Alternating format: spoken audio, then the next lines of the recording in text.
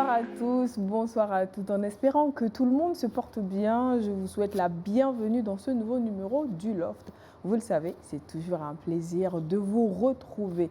Lundi, nouveau sujet, nouvel univers. Aujourd'hui, on s'invite dans le monde de la santé. On parlera de la drépanocytose célébrée, ou plutôt chaque année, le 19 juin. On sensibilise, on lutte contre, on parle de la drépanocytose. Qu'est-ce que c'est? De quoi il est question? Est-ce qu'on a les bonnes informations? Où en est la recherche? Est-ce que c'est possible de prévenir la drépanocytose ou d'en guérir? Comment vivent les personnes atteintes de drépanocytose ainsi que leurs familles? C'est quoi leur réalité au Burkina, peut-être dans le reste du monde? On en parle sur ce plateau aujourd'hui avec des personnes qui sont sensibles à la cause ou qui travaillent justement à amoindrir la douleur des malades ou à faire avancer la recherche pour trouver des solutions véritables. Aujourd'hui, on en parle donc avec le docteur Alain Kansebo. Il est immunohématologue. Il va nous dire de quoi il est question. Et ensuite, avec lui, on aura beaucoup plus de réponses à nos différentes questions. Bonsoir, docteur. Bonsoir, madame. Comment ça va? Ça va et chez vous? Ça va très bien. Ça fait toujours plaisir de vous avoir sur notre plateau. Merci. Et on sait qu'à chaque fois que vous êtes là, on apprend beaucoup. Donc, merci d'être là. Soyez la bienvenue. Toujours par rapport au même sujet, nous avons une jeune dame qui aujourd'hui a décidé de faire de la sensibilisation à la drépanocytose son cheval de bataille à travers son association Winonglan Kuni, mise en place il y a quelques mois, avec déjà une activité à son actif. Elle est étudiante en 5e année de médecine. Carole Caboret est notre ce soir. Bonsoir. Comment ça va? Ça va bien, merci, et toi? Ça va très bien. Donc, avec toi également, on va avoir un peu plus de détails sur la mise en place de l'association. Qu'est-ce qui a motivé cela?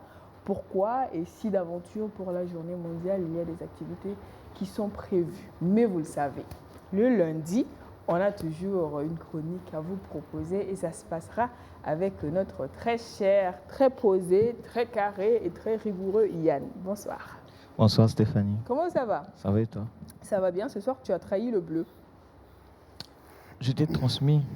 Tu vois, en fait, sauf Carole, on a compris, on s'est dit, Yann est là, on est en bleu et tu nous trahis. C'est parce que je savais que je devais être seul aujourd'hui, sans désir, sans ma maman, donc il faut que je puisse changer. Parce que Yann, en fait, il est toujours en bleu. Okay. Toutes les nuances possibles, dans toutes les coupes possibles, mais le bleu, c'est son truc. Et là, on ne sait pas ce qui n'a pas marché ou qui a marché. Voilà. En tout cas, ça te va bien, le changement. Merci. Ta chemise est belle et elle te va bien.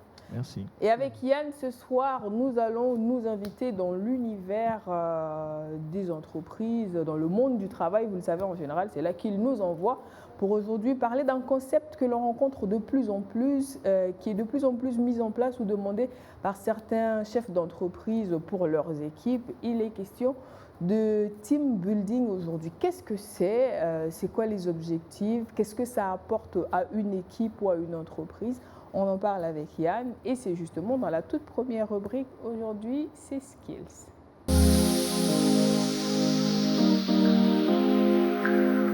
Alors Yann, oui. On entend de plus en plus parler de team building. De quoi il est question? Est-ce que c'est nouveau? Pourquoi on a l'impression que c'est à la mode? Et qu'est-ce que ça comprend? Qu'est-ce que ça cherche comme objectif? Voilà, beaucoup de questions, je te laisse répondre. D'accord. Déjà, pour aborder la thématique, la chronique de ce soir, je vais prendre un exemple qu'on puisse tous comprendre. Okay. Que nos téléspectateurs, que nous également sur le plateau, qu'on puisse être au même niveau d'information. Et je vais partir avec cette entreprise BF1. BF1, c'est une entreprise de communication. C'est une entreprise qui évolue dans l'audiovisuel. Et BF1, c'est un grand groupe et il y a beaucoup de collaborateurs et beaucoup de salariés au sein de cette entreprise. Absolument. Et on remarque que pratiquement chaque année, dans la plupart des entreprises, il y a tous de nouveaux employés qui arrivent, de nouveaux salariés ou bien chaque mois, même des stagiaires qui arrivent.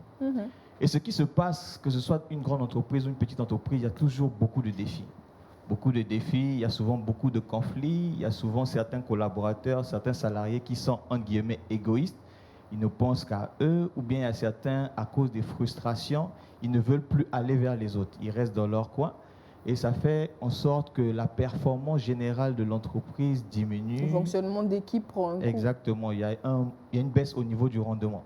Donc quand c'est comme ça, en général, un bon chef d'entreprise ou bien un bon leader ou un bon manager, il doit essayer de trouver c'est quoi la cause de tous ces problèmes. Parce que si jamais le chiffre d'affaires diminue, ça veut dire que tout le monde sera au chômage et après tout le monde va rentrer à la maison et c'est un moins dans la société. Et quand c'est comme ça, l'idéal, ce que je recommande en général, c'est de faire appel soit à un cabinet de coaching, à un coach, ou alors à une entreprise qui évolue dans l'événementiel au niveau des entreprises. Et quand c'est comme ça, lorsque l'expert va arriver dans l'entreprise, il va essayer de poser toutes les questions pour essayer d'abord de comprendre l'histoire de l'entreprise, pour essayer de comprendre tous les différents problèmes. Et après avoir compris, il va maintenant poser certaines actions qui vont faire en sorte qu'on puisse résoudre la plupart des problèmes. Et parmi ces actions, il y a ce qu'on appelle le team building. Le team building, c'est quoi? C'est une activité qui est proposée aux salariés dans le but de regrouper un groupe. Et on les regroupe pour leur faire comprendre que peu importe, même si nous sommes des individualités, c'est le collectif qui va faire en sorte qu'on puisse atteindre nos objectifs. Et dans la mise en place, le team building a commencé depuis les années 1927 aux États-Unis, mais ça a été popularisé en 1980. 1927 quand même, oui, ça date d'un... Exactement. Dans les années 80, c'est là où on a entendu parler de team building. Et en général, le team building, c'est bien que ça puisse se tenir sur une journée ou une demi-journée hors du cadre de l'entreprise. Parce que si on est dans l'entreprise, les collaborateurs ou les salariés auront l'impression qu'on est toujours dans le même cercle, en train de faire les mêmes choses, la même routine. Donc le fait d'aller à l'extérieur ou bien aller hors cadre de l'entreprise, ça permet aux gens de se rendre compte que bon, là, on part pour une activité.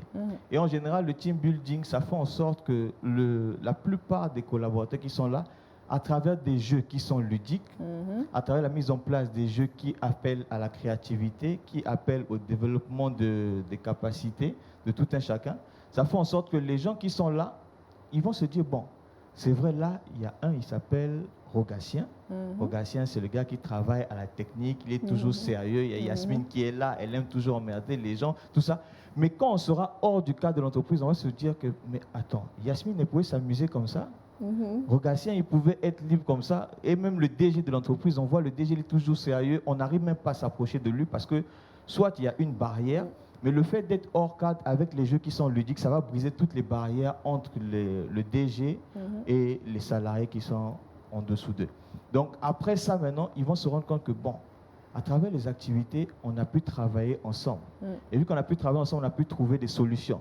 Et quand on a pu trouver des solutions, automatiquement, inconsciemment, chaque personne qui a participé aux différentes activités, ils auront comme un regain d'énergie. Ils vont se dire, bon, là, on forme une équipe, parce que si on est ensemble, si on forme une seule équipe, on peut accomplir pratiquement tout ce qu'on veut ou bien tout ce qu'on décide. Et c'est dû à ça qu'on a mis en place le team building pour permettre aux gens, de façon résumée, que chacun puisse travailler en équipe, même si chacun a des compétences individuelles. On met ça au service de l'équipe pour trouver des solutions tous ensemble. Voilà un peu de façon résumée ce que je peux dire par c'est quand même intéressant. Et c'est une sorte de journée de récréation pour tout le monde. Exactement, exactement. Journée de récréation. Et là même, on se rend compte que peut-être que le docteur, là où il travaille, il est trop sérieux. De toute façon, il nous dira, parce qu'en général, quand on parle santé, ça rigole pas. Yeah, ils sont trop sérieux, mais voir que là, le docteur... Heureusement qu'ils sont sérieux quand même, Yann. Wow.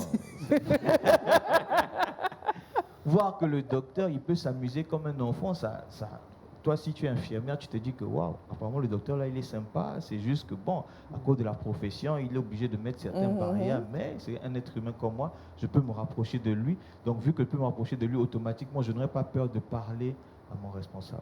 OK. Voilà un peu. Team building, c'est un concept que vous connaissez, docteur? Non, pas du tout, j'apprends. C'est très intéressant, je pense. Et comme il a dit, bon, j'ai lu quelques articles avec Google. Exactement. Ça s'appelle quoi maintenant? Meta. Bien sûr, c'est voilà, ça, oui. Google Meta, qui ont installé des salles de jeux dans leur bureau. Entreprise, oui. Voilà, pour permettre des pauses où les gens peuvent tout avoir et en tout cas mettre à l'aise les travailleurs, et puis après ça a augmenté la productivité. Exactement. Donc je crois que ça doit être un bon concept en tout cas. Exactement, parce que d'après les statistiques, on passe plus de temps avec nos collaborateurs au travail qu'avec les membres de la famille, 8 heures. Donc c'est important que là où je passe le plus de mon temps, que je sois bien, que je sois heureux, parce que si je suis épanoui là-bas, automatiquement je vais vouloir me tuer, entre guillemets, pour la cause de l'entreprise. Pour que ça marche, parce que tant qu'on est bien et que ça fonctionne, pourquoi ne pas travailler à ce que ça continue? Exactement. Team building, Carole, ça te parle? Pas encore. Entre étudiants, vous êtes toujours stressés en médecine? Non, chez nous, c'est beaucoup plus facile, vu qu'on est ensemble tous les jours, c'est plus facile d'avoir des activités, faire des choses ensemble. En tant un peu par affinité, mais bon. Justement. Ça, c'est parce que vous êtes en études. Mais même là, dans toute la salle, il faut se dire, hein, c'est par affinité. Donc, les groupes, on le connaît de toute façon depuis l'école, ça se crée, ça se met par groupe, par clan, comme on le dit, et on avance. Sauf que quand on arrive en année d'internat, on ne se retrouve pas forcément interné avec son clan. Donc, il faut maintenant composer avec d'autres personnes. Peut-être celle ou celui avec qui on s'en moque, toi, tu es mort pour moi. Se retrouve avec ton binôme. Là, tu vas trouver des solutions pour resserrer les liens parce que là, on est obligé de composer ensemble. Comme une équipe, comme on le dit, team building, construction d'équipe, il faut le faire ensemble. Merci beaucoup Yann pour ces éléments de réponse. Eh bien, maintenant, question pour toi, est-ce que tu connais la drépanocytose? La drépanocytose. Si je connais, c'est-à-dire si j'ai entendu parler. Est-ce que tu as déjà entendu parler? Est-ce que tu sais ce que c'est? J'ai déjà entendu parler. Je ne vais pas dire que je sais ce que c'est parce qu'on a un spécialiste qui est là, au risque de dire des bêtises. Non, mais tu nous diras ce que tu en sais, ça lui permettra lui peut-être d'ajouter, parce qu'en tant que spécialiste justement, il peut le dire juste comme ça, mais en attendant, comment tu en as entendu parler, peut-être qu'il pourra compléter les choses. De ce que je sais, la drépanocytose en général, si tu as un enfant qui est drépanocytaire, c'est ce qu'on dit. Si tu as un enfant qui est drépanocytaire, tu risques de dépenser beaucoup d'argent. D'accord. Tu risques de dépenser beaucoup d'argent à aller-retour à l'hôpital et ça risque d'empiétrer sur le bien-être de toute la famille parce qu'on sera, entre guillemets, triste de voir que tous les autres enfants, ils sont bien, mais il y a un enfant qui n'est pas bien. Donc toi, comme papa, tu pars travailler au lieu de prendre l'argent pour faire, entre guillemets, quelque chose de bien avec, mais tu vas prendre ça pour toujours dépenser pour soigner l'enfant. D'accord. Donc, et il y a quelqu'un qui m'a dit, par exemple, dans mon entourage, là où ça m'a fait un peu mal, il y a quelqu'un avec qui je travaille. Le gars me dit qu'il est en relation avec une fille depuis pratiquement 1 an. Et il y a quelque temps, ils sont allés faire l'électrophorèse. Et ils se rendent compte que, d'après les résultats, ils ne peuvent pas... Normalement, s'ils se mettent ensemble, s'ils ont des enfants, ça risque d'être compliqué pour eux. Et pourtant, le gars, il est vraiment amoureux de sa copine. Moi, je lui ai dit, moi, avant de me marier, je n'ai même pas fait ça. J'ai fait ça après. Bon, pas après, mais je dis quand j'étais en copain-copine, je n'ai pas fait ça. Mais avant de marier, on a obligé à la mairie d'aller faire ça. Mais si je savais ça dès le début, si jamais elle et moi, Sandra et moi, quelqu'un était drépanocytaire, je ne sais pas si on devait arrêter. On devait continuer comme ça. On va prier. Dieu va faire un miracle, sinon... D'accord. Mais concrètement, si on te dit, si tu devais dire de quoi il est question, tu n'as pas vraiment d'informations? Non, je n'ai pas vraiment d'informations. D'accord. Ok, c'est bon à savoir. Donc, docteur, donc naturel. Mais il l'a dit tantôt, hein, il ne sait pas forcément, mais il sait que, c'est-à-dire que si on a un enfant qui est atteint de drépanocytose, on risque de passer beaucoup de temps à l'hôpital, on risque d'investir beaucoup d'argent sur la santé de cet enfant et ça peut éventuellement, potentiellement jouer sur l'ambiance générale et sur l'évolution des autres enfants. Il a tantôt parlé également d'électrophorèse, qu'est-ce que c'est? On va en parler. Mais avant, quand on dit drépanocytose, de quoi est-ce qu'on parle? Ok, merci encore pour l'opportunité que vous nous donnez de parler de cette maladie qui est la maladie génétique la plus répandue au monde et j'allais dire aussi une de nos grandes calamités en dehors du paludisme parce qu'elle nous suit depuis longtemps, quasiment au même titre que le paludisme. Probablement on va en revenir parce que on pense que c'est une modification génétique du corps pour pouvoir lutter contre le paludisme qui a entraîné cette maladie. Donc, ce qui fait que drépanocytose et paludisme se côtoient. Et quand on prend la carte, les pays qui sont plus touchés par le paludisme, c'est dans ces mêmes pays qu'on retrouve les drépanocytaires. Voilà, c'est pour cela qu'on a également pensé pendant longtemps que la drépanocytose était une maladie africaine et des Noirs. Et des Noirs, c'est ça. C'est une maladie génétique qui modifie l'hémoglobine, c'est-à-dire en forme imagée, la citerne qui transporte le carburant dans notre corps. D'accord. Donc, qui modifie la forme de la citerne, qui fait que la citerne ne peut plus passer dans tout normalement. Parce que sa forme a voilà, changé. donc ce qui fait que à chaque situation où nous avons besoin de carburant, donc d'oxygène, on se retrouve un peu privé et ça donne des douleurs, ça entraîne des maladies et pas mal de choses. Donc au début, normalement, c'était une modification pour nous protéger contre le paludisme. Et après, bon, quand il empêche le paludisme de se développer, lui-même, il se retrouve être une maladie, voilà, qui joue un peu sur le bien-être. Il a parlé de dépenses. Au-delà de ça, on a réellement une dépense émotionnelle, au-delà de l'argent, qui casse énormément les couples. Parce que très souvent, tu vois un enfant, c'est très douloureux, la drépanocytose. Juste à titre d'exemple, les femmes drépanocytaires, quand elles arrivent à l'accouchement, elles sont étonnées de voir que la douleur d'accouchement ne vaut pas la douleur des crises drépanocytaires. Voilà. Puisque tout le monde dit l'accouchement c'est terrible, quand elles arrivent, elles voient que non, c'est moins que ce qu'elles disent. Je connais pire. Voilà, donc pour vous dire à quel point c'est très douloureux. Donc avoir un enfant qui souffre comme ça depuis très tôt, depuis 6 mois, de douleur comme ça jusqu'à l'âge adulte, juste tant qu'il vit, je pense que ça épuise émotionnellement les parents et ça casse des couples, puisque la plupart du temps, ils se sentent responsables. C'est parce qu'ils ont été ensemble qu'ils ont mis au monde un enfant qui souffre. Donc c'est très, très, très, très difficile à vivre. Voilà. Et surtout que le traitement n'est pas très disponible, très suivi.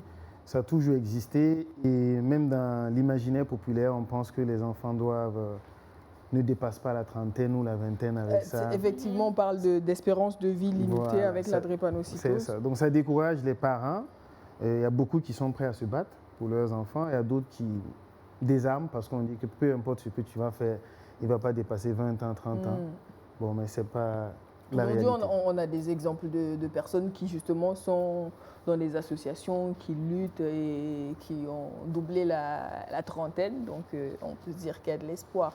Mais quand même, c'est dire qu'il y a beaucoup de mythes autour de la drépanocytose parce que pendant longtemps, ça n'a pas forcément été très connu. On se demande, dans une fratrie, comment ça se fait qu'un enfant soit dans cette situation comparativement aux autres. Et le plus important, c'est d'en parler pour que les gens sachent. Et mieux on saura, peut-être mieux on pourra prendre des dispositions. Et c'est d'ailleurs pour ça que Carole a mis en place son association, qui existe depuis quand déjà?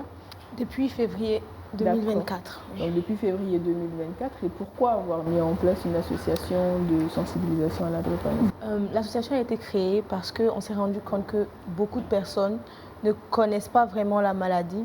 Ils ont juste entendu parler de ça, mais au fond, ils ne savent pas ce que c'est. Et c'est une maladie qui est répandue. Moi-même, je suis drépanocytaire et je suis étudiante en médecine. De base, j'ai commencé pour moi-même parce que je me disais, voilà, exactement. Je me disais, bon, si tu es en médecine, tu comprends mieux la maladie et tu peux mieux prendre soin de toi avant de la charité bien ordonnée commence par soi-même. Voilà. Donc, après, je me suis dit, tu peux aider les autres. Donc, qu'est-ce que tu peux faire? J'ai essayé de me renseigner. On m'a dit, crée une association et par là, tu vas poser des actions et puis tu vas aider.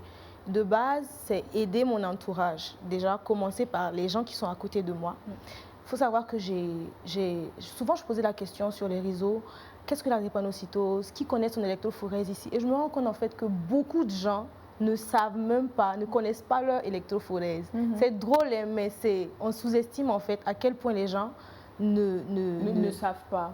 Exactement.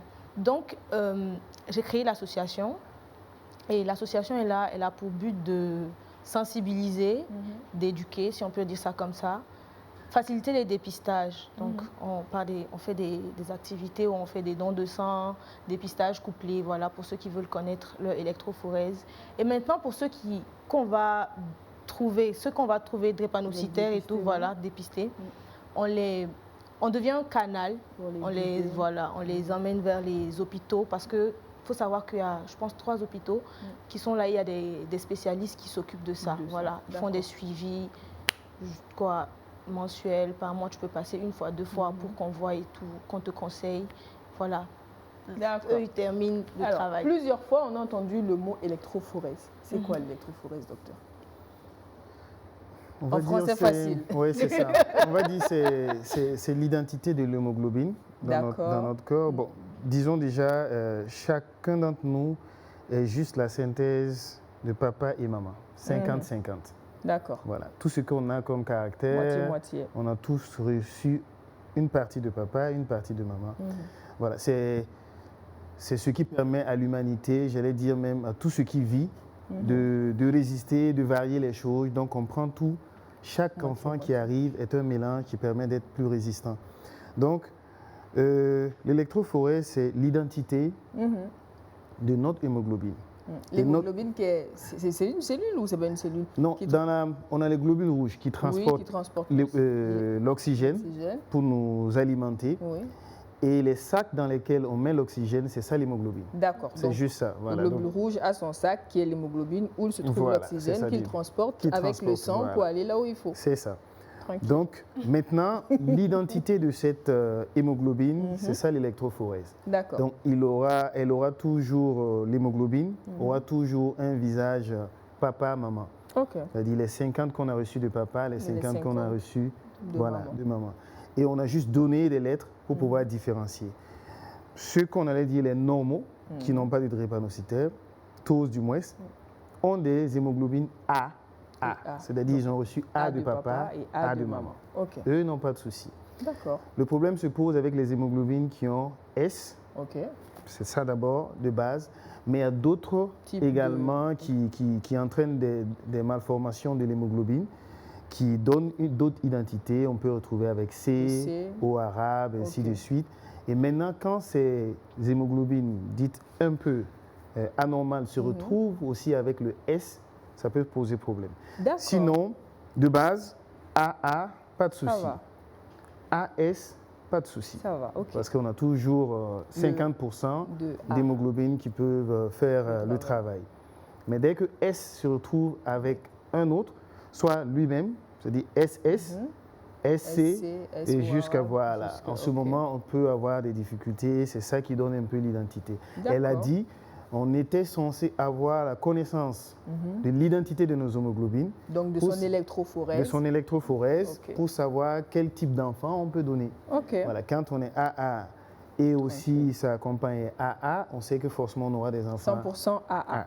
Mais dès qu'il y a un qui pose problème, AS, faire des mathématiques. Voilà, il faut maintenant calculer et comme il a dit au début, et prier beaucoup. Prier, absolument, oui. Parce que comme ça devient un peu de la génétique, bon, je pense que beaucoup d'entre nous à l'école, on avait vu qu'avec le croisement, on a 50% de chance d'avoir, 25%, ainsi de suite. Voilà, ce sont ces calculs qui font qu'il y a des couples, malgré le fait qu'il y ait le risque, finalement, ils se retrouvent avec les enfants qui sont dans les 25% de AA. Quand ils sont AS, on a 25% de AA. Ils peuvent avoir 4 enfants AA, tranquilles. Comme malheureusement, ils peuvent se trouver avec 4 enfants SS. Donc, c'est un peu de la loterie en ce moment. Yann a une question. J'avais une question. Tout à l'heure, le docteur disait que quand certaines femmes qui sont drépanocytaires, elles vont en salle d'accouchement, elles disent que la douleur est moindre que les douleurs de crise. Maintenant, je voulais savoir, les crises là, c'est quel genre de crise? Comment ça se manifeste? Où est-ce que ça fait mal? Peut-être qu'on pose la question à Carole. Est-ce que ça s'arrête avec le temps ou bien ça vient chaque mois? Malheureusement. Chaque année? Ça dépend des facteurs. Ça dépend des facteurs. Déjà, il n'y a pas de lieu. De zone. Voilà, il n'y a pas de zone sur le corps. Ça peut prendre partout, la main, le pied. Avant, on disait que c'était les articulations, mais il n'y a pas que les articulations. Il n'y a pas que les articulations. Souvent, tu as super mal à la tête et la douleur, elle est particulière. Moi, par exemple, quand je sens, je sais que c'est ça, en fait. Je ne sais pas une douleur. Oui, je sais que c'est une crise qui débute et là, je prends mes calmants rapidement et tout pour éviter. Donc, ça peut être dû au climat. La fraîcheur, généralement, les drépanocytaires, on leur dit de faire attention quand il fait froid, protégez-vous, portez des chaussettes et tout. Ça peut être aussi dû au palu. On dit qu'on ne fait pas le palu, donc quand un drépanocytaire, on trouve que la personne a le palu, c'est que c'est vraiment une forme grave et ça peut entraîner les crises en fait après. Et pour finir, l'oxygène. par exemple, quand tu es dans une salle où c'est pas assez oxygéné, parce que le docteur l'a dit tantôt, c'est le transport de l'oxygène. Ou bien tu portes des habits super plaqués jusqu'à on ne peut plus respirer. Voilà, en ce moment, ça peut créer... Ça coupe la circulation. Oui, ça peut créer des crises, voilà. C'est vraiment ça, en gros. Donc en fait, c'est la zone qui n'est pas alimentée qui est douloureuse à l'instant T. Donc c'est pas localisé dans une partie du corps, ça peut arriver à tout moment. Oui, et partout. D'accord. Mais elle, par exemple, elle me dit, quand elle commence une crise, elle sait que c'est une crise de drépanocytose qui lui prend. C'est-à-dire, c'est peut-être l'âge et l'expérience, ou est-ce qu'un enfant, parce que vous l'avez dit, dès 6 mois, quand il a un âge de parler, est-ce qu'il peut savoir que là, c'est cette crise qui fait, c'est pas autre chose? Parce que le parent qui est censé lui administrer le médicament, lui, ne sait pas. Non, c'est vrai. En fait, c'est ça l'éducation, et c'est ça on dit dans la majorité, c'est vraiment l'éducation des patients et des parents qui permet quand même de lutter contre cette maladie. C'est une douleur vraiment intense parce que les cellules sanguines se fabriquent dans les os. Donc là où ça touche plus, c'est surtout au niveau des os. Et vous savez que les douleurs au niveau des os, c'est très, très... c'est vraiment à la... C'est pas simple, voilà. On dirait que c'est dans ton âme. Voilà. C'est ça le mot. Les enfants, ceux qui ont peut-être, vous n'avez, je ne vais pas dire la chance, mais en tout cas, vous n'avez pas côtoyé des amis de drépanocytaires, mais dans la crise, souvent, ils vous demandent de marcher sur leurs membres pour qu'ils se sentent un peu soulagés. C'est-à-dire, toi, avec ton poids sur lui, ça le soulage plus que sa douleur. Voilà, donc c'est très, voilà. Et c'est très difficile à gérer.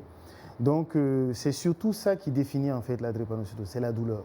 Voilà. Je le disais, en réalité, sans stress, l'hémoglobine S est comme l'hémoglobine A. D'accord. C'est dans le stress, quand il faut aller vite ou quand il faut transporter l'oxygène dans des situations compliquées, comme elle a dit, dans le froid, les habits serrés, dans la maladie, puisque la majorité des maladies qui nous touchent, comme le paludisme, attaquent aussi les globules rouges. Donc si la maladie vient attaquer déjà ce qui est bien et ce qui n'est pas bien doit essayer de gérer, suppléer au travail de ce qui a été détruit, on se retrouve en situation de stress et là l'hémoglobine se déforme. Et quand il se déforme, il n'arrive plus à entrer dans les coins les plus reculés. Et en ce moment, ces coins ne sont plus alimentés en oxygène et l'organisme crie. C'est une alerte. C'est-à-dire partout où il n'y a plus le carburant, l'oxygène, l'organisme vous rappelle que ça ne va pas. C'est comme notre petit panari. Vous voyez, c'est le petit doigt, mais dès qu'il y a un problème, on alerte tout le corps, on te dit que bon, ça ne va pas, ça ne va pas. C'est la même chose pour la drépanocytose en fait. Toujours dans le même sens, je voulais juste savoir, est-ce que vous, en grandissant, vos parents, ils vous ont fait asseoir pour dire, bon, Carole, voici tu souffres de ça, voilà, comment tu dois te comporter, voici. Ou bien c'est... Quand est-ce que tu as su que tu étais drépanocytaire? Déjà dans l'enfance, forcément, tu vas savoir quelque chose qui ne va pas. Parce que tout le temps, les autres sont à l'école, tout le temps, les autres sont en train de jouer, mais toi, tu es à l'hôpital. 1 fois le mois, 2 fois le mois. C'est vraiment tout le temps, si je peux dire ça comme ça. Tu es tout le temps à l'hôpital. Donc, les médecins, tu vas forcément savoir qu'il y a quelque chose qui ne va pas. Et les médecins vont commencer à te dire, voilà, tu as ça, est-ce que ça va? Est-ce que ça va aujourd'hui? Tu vas même chercher à savoir, ah papa, qu'est-ce que j'ai? Pourquoi je suis tout le temps à l'hôpital? Et un peu, moi, j'ai par exemple eu la chance d'être suivie à la pédiatrie Charles de Gaulle. Voilà, je faisais des suivis là-bas. Donc, vraiment, j'ai su ça tôt. Donc, ça ne m'a pas vraiment fatiguée, ça ne m'a pas choquée parce que je savais vraiment qu'il y avait quelque chose qui n'allait pas. Voilà, donc tu te rends compte avec le temps que donc, voilà. Très rapidement, tu sais que calme, exactement. Tu sais ce à quoi il faut faire attention. Exactement, tu t'adaptes, l'être humain s'adapte quand ça ne va pas, c'est rapide, l'adaptation est rapide. Docteur, mais vous recommandez quoi? Vous recommandez aux parents d'informer les enfants ou bien aux enfants de découvrir comme ça? Et aussi, est-ce que le traitement coûte très cher dans la durée ou bien de façon... Ok. La recommandation, c'est vraiment l'éducation très tôt. Parce que c'est des enfants, elle a expliqué, qui sont souvent un peu confrontés à des difficultés au niveau social. C'est-à-dire, c'est l'enfant qui ne grandit pas au même rythme que les autres, en termes de taille, de poids, compte tenu de la maladie. Donc, dans sa génération, il verra qu'il est un peu plus petit. Plus petit, voilà. Il ne peut pas faire les activités que les autres font. Il ne peut pas faire le sport comme tout le monde. Il ne peut pas faire... Donc, ça diminue. Et même, surtout l'école. Voilà, il rate beaucoup de cours, ainsi de suite. Donc, c'est réellement la présence des parents qui permettent aux enfants d'aller. Et vous imaginez, surtout ceux qui ne sont pas scolarisés, qui doivent travailler très tôt. Vous savez, dans nos pays, quand on ne part pas à l'école, à partir de 13 ans, on doit être un peu autonome. Un peu, oui. Il faut savoir cultiver, faire forgeron ou quelque chose du genre, ou rentrer dans la vie active. Donc, et c'est à cet âge que cet enfant souffre, et c'est assez difficile à gérer. Mais c'est réellement la communication. Et c'est clair, hein, quand on regarde là où on a pu communiquer, là où on a pu prendre en charge rapidement, les enfants ont une meilleure qualité de vie, peuvent même devenir médecins. Voilà. Et ailleurs, ça risque d'être compliqué. Vous imaginez ceux qui ne sont pas allés à l'école, la majorité de nos métiers, disons de l'informel, c'est très physique. Bien sûr. Bon, il n'y a pas de et salaire. Si, tout le temps il faut être malade, là tous les jours pour pouvoir avoir ta paye du jour. Et lui, il est toujours absent, malade, ainsi de suite. Ça retarde pas mal de choses. Voilà. Donc, je pense que c'est surtout là. Et depuis qu'on essaie quand même de développer la prise en charge de la maladie à travers les pédiatres et tout, et ça fait qu'il n'y a pas une spécialité médicale propre juste pour la drépanocytose. On veut pousser tous les médecins de toutes les spécialités à faire cette formation pour être drépanocytologue. D'accord. Maintenant, l'espoir, c'est qu'un jour, peut-être, ça soit la formation de base des médecins et de tous les agents de santé. Mais pour le moment, ce n'est pas le cas. C'est un diplôme qu'on fait après. Mais il faut vraiment que ça soit partout. Parce que quand vous parlez de coûts, ce n'est pas comme le palu ou un cancer ou quoi on peut évaluer ça. C'est tout. Il est exposé à tout. Non seulement il est diminué, et il est exposé à toutes les maladies. Donc, c'est toute la vie. Et réellement, c'est très, en termes de coûts, c'est très énorme. Et ça fait que, surtout pour les familles modestes, c'est ça qui fait qu'avant, les enfants n'arrivaient pas à un certain âge et on trouvait que voilà. Parce qu'il faut le suivre de près, il faut le vacciner régulièrement. Bon, vous voyez, l'hôpital, pour nous, c'est la maladie. Bien sûr. Dire à un parent... Il faut y aller régulièrement pour prévenir. Voilà, ça pose problème, voilà, ça les limite. Mais quand ils épousent, il n'y a pas de souci, peu importe le milieu, que ce soit un milieu rural, en ville, on voit des parents, dès qu'ils comprennent et ils acceptent, ils arrivent à épouser le traitement et les enfants vivent mieux. Mais en termes de niveau d'information, on se rend compte quand même qu'il y a certains parents qui découvrent la drépanocytose quand un enfant est diagnostiqué. Aujourd'hui encore, en 2024, malheureusement, ça arrive que ce soit même pas leur premier enfant, mais que ce soit seulement quand l'enfant est parti plusieurs fois à l'hôpital qu'on réalise ça. Comment est-ce que c'est possible, docteur? D'abord parce que c'est une maladie qui a été longtemps une maladie orpheline. Dans notre jargon, quand on dit une maladie orpheline, c'est une maladie un peu oubliée, qui n'est pas vraiment à la page, qui n'est pas dans la préoccupation. Vous l'avez dit au début, parce que ça touchait d'abord les Noirs et on n'était pas les maîtres du monde. Bien sûr. Donc, ce qui faisait que ce n'était pas réellement une priorité. On remarquait juste, puisque c'est aux États-Unis, on a découvert que les Noirs, les esclaves avaient certaines maladies que les autres n'ont pas. On a cherché, on a trouvé. Et ça a beaucoup ramé du moment que ça ne touchait pas toute l'humanité. Il n'y avait que les Noirs.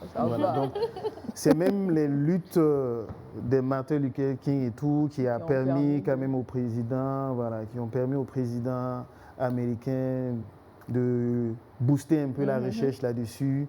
Et aujourd'hui, ça commence à prendre. Mais ça fait que quand on prend, que ce soit en Europe, ici, tu demandes le paludisme, les gens te diront plein de choses, mais la drépanocytose, pas du tout. Même ici, ça pose problème. Et même dans le milieu médical. C'est pour cela qu'on veut que la spécialité soit vraiment la base pour tout le monde, parce qu'on ne peut pas avoir la maladie pour nous-mêmes. Les autres peuvent en négliger parce que ça ne touche pas une grosse partie de leur population. Mais chez nous, ça ne doit pas s'expliquer, que ce soit une maladie pas connue, pas enseignée, ou il y a toujours des zones d'ombre.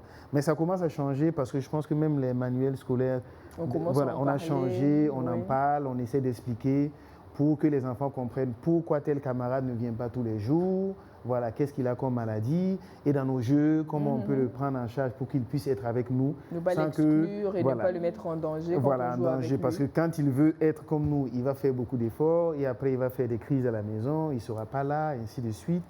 Et voilà, donc je pense que c'est surtout ça qui fait que l'information... Beaucoup parler. Voilà, c'est ça. Récemment, j'ai vu, par exemple, les gens qui souffrent du rein, c'est la néphrologie, non? Ou bien il y a des dialyses qui ont été subventionnées par l'État. Maintenant, au niveau de la drépanocytose aussi, est-ce qu'il y a une prise en charge de l'État? Est-ce qu'il y a une certaine subvention? Vu que le coût, c'est à vie. Je pense que ça sera le combat des associations. C'est une maladie vraiment orpheline dans nos contrées. Parce qu'aujourd'hui, même la chose a changé. même en Occident. Parce que vous voyez, il y a beaucoup maintenant de noirs là-bas. Et ce n'est pas une maladie de noirs uniquement parce qu'avec les croisements, on a des blancs. Qui ont de la drépanocytose. Parce qu'ils ont eu des arrière-grands-parents. Oui, il y a eu un noir qui est passé dans la famille, donc, ça s'est reblanchi, mais le gène est resté. Voilà, c'est ça. Donc, ils essaient au maximum. Et vous voyez, chez eux, ils ont quand même souvent des systèmes de santé assez égalitaires. Bon, ils ne vont pas accepter qu'une partie de la population noire souffre pendant. Donc, il y a pas mal de choses. Mais chez nous, en Afrique, ça n'a pas encore bien suivi. Ça a commencé, mais ça n'a pas encore bien suivi. Et c'est la même chose au Burkina. Il y a juste un travail de diagnostic qui a commencé, c'est-à-dire commencer très tôt pour que les parents sachent. On essaie vraiment de vulgariser. Mais je pense que c'est l'occasion de lancer un appel pour qu'on puisse également voir. Parce que souvent, ils se retrouvent aussi, malheureusement, en dialyse. Parce que tout est exposé. La majorité des maladies qui nous entraînent vraiment dans les calamités peut se retrouver chez les drépanocytaires. Donc, le mieux, c'est donner les moyens. Et je pense que quand on parle d'indépendance, de lutte contre l'impérialisme, ça va aussi dans ça. Ça n'intéresse pas les autres, mais nous, on meurt de ça. On doit vraiment s'intéresser, subventionner les choses, essayer vraiment de prendre en charge. Parce que, voilà, avoir un enfant drépanocytaire, ce n'est pas du tout repos. Et en parlant de, justement, avancer la recherche, la lutte, où est-ce qu'on en est en termes de prise en charge? Parce qu'elle a dit tantôt, quand elle sent que c'est une crise qu'elle commence, elle prend immédiatement ses calmants. C'est quoi que l'on prend en cas de crise de drépanocytose? Est-ce qu'il y a un traitement spécifique ou c'est juste un antidouleur ordinaire? Dit spécifiquement comme ça, il n'y a pas de, il n'y a pas de molécule miracle pour prévenir ou pour calmer. Mais dès que les douleurs se présentent, voilà, eux, ils prennent les antidouleurs, mais pas seulement ordinaires. Parce que s'il y a des gens chez qui la morphine n'est pas contre-indiquée, c'est les drépanocytaires. D'accord. Voilà, parce que chez eux, c'est tellement intense. Et justement, ça fait partie de la politique actuelle. Parce qu'en tant qu'agent de santé, on nous fait comprendre qu'il faut éviter la morphine. C'est vraiment c'est à un certain niveau qu'il faut le faire. Et ça fait que quand les drépanocytaires arrivent, on pense qu'ils peuvent prendre les petits médicaments, j'allais dire, contre la douleur, alors que chez eux, c'est très intense. Voilà. Donc, pour revenir à la question, c'est d'abord le suivi. D'accord. C'est le suivi. Dès qu'on est drépanocytaire, il faut se faire suivre. Voilà, se faire suivre, déjà enfant, après adulte, il y a des spécialistes partout. Et se faire suivre, on fait la majorité des vaccins qui permettent d'éviter les infections. D'accord. Il grouille pour avoir une bonne hygiène de vie qui évite d'être en stress, qui donne lieu d'avoir besoin de beaucoup d'oxygène.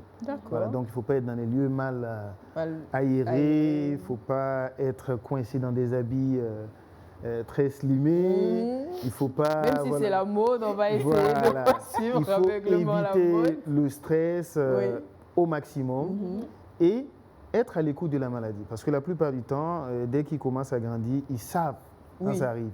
Mais comme je l'ai dit, c'est des gens souvent diminués socialement, qui tiennent à montrer qu'eux aussi sont là et ils peuvent. Donc ils sentent la maladie, mais ils tiennent. Ils poussent. Voilà, j'imagine, je touche du bois, je suppose qu'il n'y a pas certains ici qui font des crises. Mais voilà, vous devez faire votre émission, la personne commence, c'est qu'on a besoin d'elle, elle a senti, mais tiens à ce qu'on termine l'émission pour qu'on ne dise pas que encore toi. Donc c'est surtout ça. Sinon, et quand même psychologiquement pour le malade, c'est ne pas être regardé et traité comme une sous-personne. Voilà, c'est ça. C'est sûr que... Donc c'est surtout ça qui pose problème. Sinon, dès qu'ils arrivent à respecter cette bonne hygiène de vie, le traitement ne vient qu'à la fin. Quand ça vient, ça ne marche pas, le traitement vient et ça permet à la personne de vivre. D'accord. Tout faire pour ne pas être malade, tout faire pour ne pas être en besoin d'oxygène dans une situation de stress. C'est-à-dire que c'est la même chose que pour tout le monde, mais beaucoup plus rigoureux. Voilà, c'est ça. Donc on ne peut pas être négligent en se disant aujourd'hui ça va. C'est ça, parce que c'est ce jour-là, oui, Yann. Absolument. Je ne sais pas si vous avez déjà répondu à la question de façon indirecte, mais quand même, ça a fait revenir dans ma tête. Je voulais savoir, supposons que quelqu'un est drépanocytaire. La personne doit se marier avec quel type de personne? Avec quel type d'électrophorèse, si on peut dire ça comme ça? Ou alors, en gros, si je peux me permettre de reformuler, c'est un peu la question conscience par rapport à la drépanocytose. Est-ce que, consciemment, on a le droit de se marier, de faire des enfants, en sachant qu'on a la possibilité de faire un enfant drépanocytaire? En tout cas, c'est un peu balancé. C'est une question de mais conscience en fait, personnelle. oui, c'est vrai. Mais en fait, d'abord, même si on part dans une situation extrême, mais sinon, faire disparaître la drépanocytose, c'est tout faire pour que les personnes qui ont des traits drépanocytaires, les traits drépanocytaires, c'est-à-dire ceux qui ont un S dans leur électrophorèse, voilà, ceux qui ont un S dans leur électrophorèse ne se croisent pas. Ils sont 300 millions dans le monde, ceux qui ont un S dans leur électrophorèse. 300 millions sur 7 milliards, voilà. C'est quand même conséquent. Voilà, donc c'est assez compliqué. Ouais. Et après, ça peut aussi devenir stigmatisant. Voilà, c'est... Sinon, le souhait, nous, en tant que spécialistes, c'est que ça devienne même quelque chose qu'on retrouve sur la CNIB, un peu comme le groupe sanguin.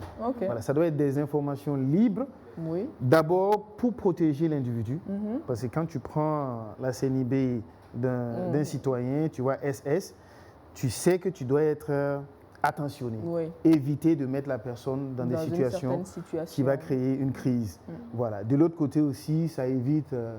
en griffe de débuter des relations quand on sait que moi aussi... Dès qu'on se dit, bon, ok, zone rouge. Voilà, mais les gens vivent avec. Oui, oui. Donc, justement, en fait, après on se dit, il y a quand même 300 000, j'ai vu 300 000 naissances par an facilement. C'est ça, voilà, qui viennent. Donc, les gens vivent avec. On ne va pas dire non, il faut les cantonner jusqu'à ce qu'ils disparaissent pour tout le monde. Non, ça fait plus de 7000 ans que la maladie a apparu, probablement, et l'humanité a toujours vécu avec. C'est-à-dire que malgré ce qu'on pense, ils vivent, ils ont survécu et ils ont même transmis les gènes. Parce que les maladies, les mutations qui ne sont pas vivables, au bout d'un moment, disparaissent. Parce que tous ceux qui sont porteurs, au bout d'un moment, sont sélectionnés naturellement, comme on le dit. Mais chez eux, ça ne marche pas. Ils sont là depuis plus de 7000 ans. Donc on doit faire avec. Et on ne peut pas, normalement, interdire un mariage entre deux personnes. Voilà. Parce qu'on arrive à les soigner. Si le couple veut prendre le risque, et j'en ai suivi. C'est en toute responsabilité, mais après on se demande, est-ce que c'est juste pour l'enfant, Carole? Parce que le couple, on peut se dire... Non, peut-être juste avant qu'elle réponde, ça c'est la maladie qu'on connaît. Oui. Mais le fait de se rencontrer, on expose nos enfants à plein d'autres maladies. Exactement, c'est vrai. Donc on ne peut pas arriver à un moment dans ce monde parfait où il faut se croiser. On sait que tout va bien se passer. Voilà, parce qu'effectivement, il y a beaucoup de maladies génétiques, malheureusement, pour beaucoup qui sont diagnostiquées seulement à la naissance, quelques mois après, voire quelques années après. Donc il n'y avait pas la possibilité de regarder l'électrophorèse pour le voir. Du coup, est-ce qu'on se permet? On les conseille. Au maximum, on dit, et c'est pour cela qu'on demande de faire avant le mariage. Et avant le mariage, en réalité, je trouve même que ça devait être avant. Ça devrait être au moment où on se rencontre. Voilà. Là, la décision, elle a déjà été prise. On veut se marier, voilà. Mais quand même, on se rend compte de quel niveau de responsabilité potentielle ça implique en plus. C'est ça. Il y a des gens qui ont arrêté. Voilà. Il y en a qui ont arrêté, il y en a qui ont continué. Voilà. Mais au moins, tu sais. Tu n'es pas devant le fait accompli, comme après 3-4 enfants, le 5e est maladif, on regarde, tiens, c'était ça. Okay, donc, la même question, est-ce qu'aujourd'hui, normalement, en sachant qu'on peut potentiellement avoir des enfants drépanocytaires, on devrait continuer la relation? Je sais que ce n'est pas très juste la question que je te pose, vu que tu... Oui, je comprends, mais moi, ayant vécu... Ayant vu mes parents souffrir, vraiment, c'est comme il a dit, c'est économiquement difficile et c'est émotionnellement difficile, oui.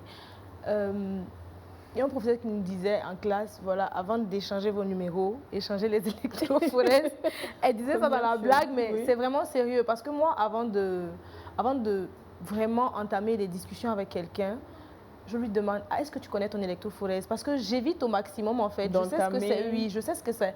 Et je suis sûre que la plupart des gens qui arrêtent avant le mariage, là, ceux qui voulaient se marier et puis qui se rendent compte qu'ils sont drépanocytaires, ceux qui arrêtent, c'est forcément ceux qui ont eu des drépanocytaires dans leur vie, qui ont vu à quel point c'est fatigant, cette maladie-là. Ils se sont dit, bon, moi, je ne veux pas être témoin de ça, c'est vraiment compliqué. Souvent, tu es malade et tu sens que tes parents sont tellement impuissants. Face à la douleur de l'enfant, si je pouvais prendre ta douleur. Oui, une journée, le temps que tu te reposes et après tu viens, voilà, ça continue quoi. Tellement on te voit souffrir, mais on ne peut rien faire pour toi. C'est vraiment compliqué. Donc, moi, s'il y a un choix à faire, je choisirais de rompre. Et je l'ai déjà fait. Okay. Rompre avec quelqu'un parce que voilà, la personne était drépanocytaire et je sais que ça ne va pas aller à quelque part. Voilà. Je préfère... Parce que c'est vrai que quand on est soi-même drépanocytaire, ça multiplie les chances de faire... Et puis tu te dis que c'est quand même injuste de faire vivre ça à quelqu'un d'autre. Voilà. Si tu as vu comment ça se passe et tout. Mais après, bon, ceux qui continuent... Après, voilà, je suis un exemple, vous pouvez vous battre, hein, donc voilà, je ne peux pas dire, on peut pas, c'est comme le docteur a dit, on ne peut pas forcer quelqu'un, mais voilà, c'est vraiment, il faut être prêt, à se battre. C'est psychologiquement fatigant, émotionnellement fatigant et financièrement, on va répéter, financièrement et on va dire sur le point de vue du temps aussi, ça prend beaucoup de temps, d'énergie et tout cela. Alors, il nous reste 3 minutes rapidement d'échange sur ce sujet-là, un dernier tour de table avant de nous quitter. Mais déjà, j'ai besoin d'entendre la dernière impression de Yann par rapport à la drépanocytose après tout ce qu'il a entendu aujourd'hui. Une autre question. Il reste 3 minutes. Pose ta question, on verra si on peut y répondre. Je ne peux pas soigner ça? Moi, j'aimerais bien. D'accord, on reviendra. Mais fini, conclue, parce que on risque de ne plus avoir de temps. Je vais faire quoi? Donc, je vais savoir aujourd'hui, après avoir entendu tout ce que tu as entendu, quelle est ta perception maintenant sur la drépanocytose? En fait, moi, je pense à la prochaine génération, ceux qui vont venir des parents drépanocytaires. C'est, comme elle a dit, c'est injuste, quoi. Tu serais de ceux qui déconseilleraient. Donc, si tu continues, les gars, arrêtez maintenant. Ça... Oui, parce que mon gars, là, je tente de l'encourager. Je dis, si tu l'aimes, vas-y, on ne sait jamais. Là. Mais maintenant, tu n'es pas sûr que tu l'encouragerais. Je vais aller lui dire d'arrêter. C'est mieux maintenant. Là, donc, tu vas lui dire, c'est clair, c'est décidé. Il faut qu'il arrête. Ah ouais. Parce que c'est pas bon. D'accord. Okay. Est-ce que la médecine traditionnelle, Carole, puis docteur? Ok. Moi, j'ai essayé. D'accord. J'ai essayé à l'Est, j'ai essayé au centre. Ok. On a tourné, on a essayé partout. Mais jusqu'à maintenant, là, je pense que c'est l'hygiène de vie qui m'a vraiment aidée. D'accord. Je ne dirais pas que ça... Il y en a qui m'ont dit que ça marchait. Il y en a qui m'ont dit que ça marchait pour eux. Définitivement? Oui, qui n'ont plus eu de crise. Bon, d'après les dits, il y en a qui n'ont plus eu de crise. Mais moi, j'en ai fait. Je peux vous dire que je suis passée partout, mais ça calme un temps et après ça revient ou même pas? Non. T'as pas l'impression? Moi, en tout cas, personnellement. De ton expérience, bien du sûr. tout, ça ne m'a pas aidée. Donc, je préférais dire aux gens, tu peux faire, mais ne néglige pas les mesures hygiéno-diététiques, c'est-à-dire bien se voilà, boire l'eau, se protéger, tout ça. C'est vraiment ça. La solution d'urgence. Maintenant, pour le reste, tu peux essayer, ça peut marcher. Donc. Bien sûr, bien sûr. Parce qu'elle parle de son expérience, elle ne dit pas que c'est la généralité, docteur. Ok. C'est déjà dit merci encore et j'espère que peut-être on aura encore une autre occasion parce qu'il y a quand même le volet sur le traitement, parce que c'est surtout ça, ceux qui vivent avec ça. Mais par contre, on n'a pas atteint le traitement, mais c'est quoi vers où aller si on se rend compte? Ça, par contre, c'est important, il faut qu'on le dise. Voilà, donc déjà, elle a dit, en réalité, la majorité des traitements, c'est déjà arrêter la douleur, soulager.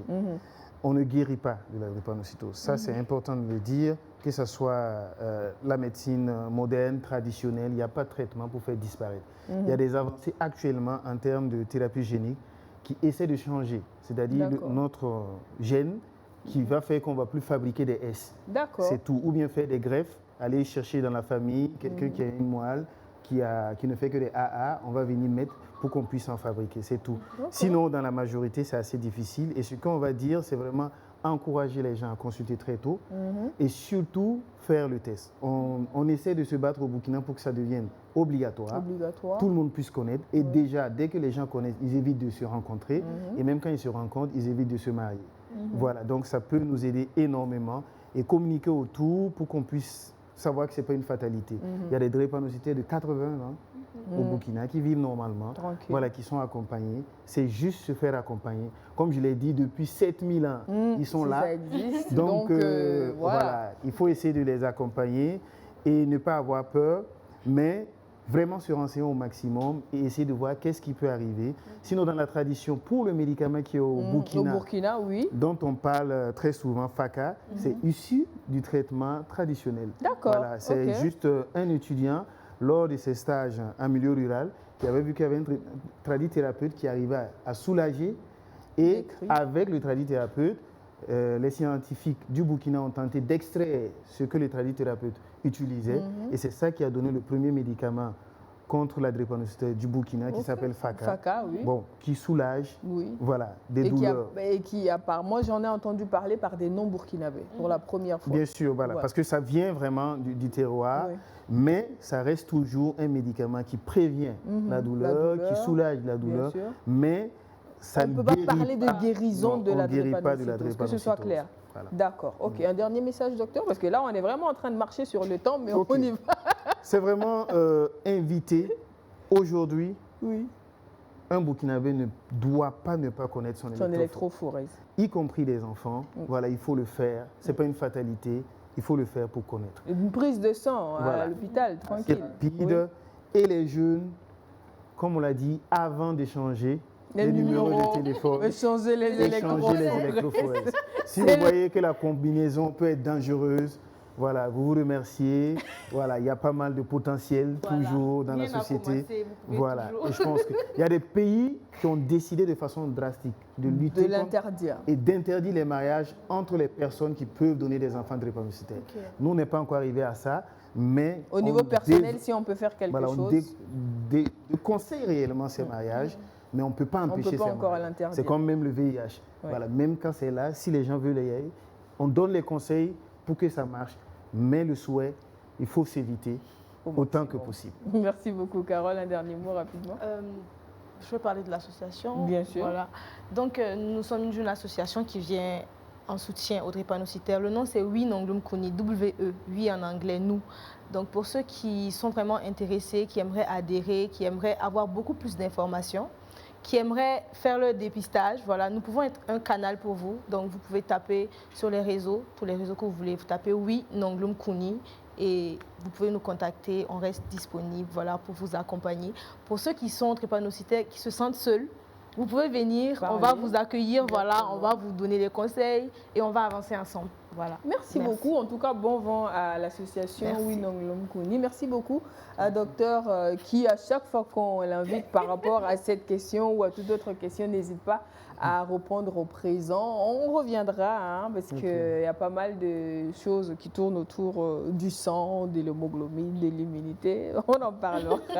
C'est sûr que ce n'est pas un plateau santé, mais quand il y a un sujet qui nous intéresse, on en parle. Merci beaucoup, Yann, qui est encore sous le choc de ce qu'il a appris, mais ça va. On souhaite vraiment beaucoup de courage à toutes les personnes qui vivent avec la drépanocytose, à leur entourage, à leurs parents, à leur famille. C'est sûr que ce n'est pas évident au quotidien. On prie pour que la science continue d'évoluer et de trouver des solutions véritables. Oui, si on peut éviter, d'accord, on évite, mais pour ceux qui sont déjà là, vivement que la science continue de les soulager. Et on se dit à très vite sur BF1, toujours le plateau du Loft pour un autre numéro. Prenez grand soin de vous et une bonne hygiène de vie, peu importe votre situation de santé. Au revoir.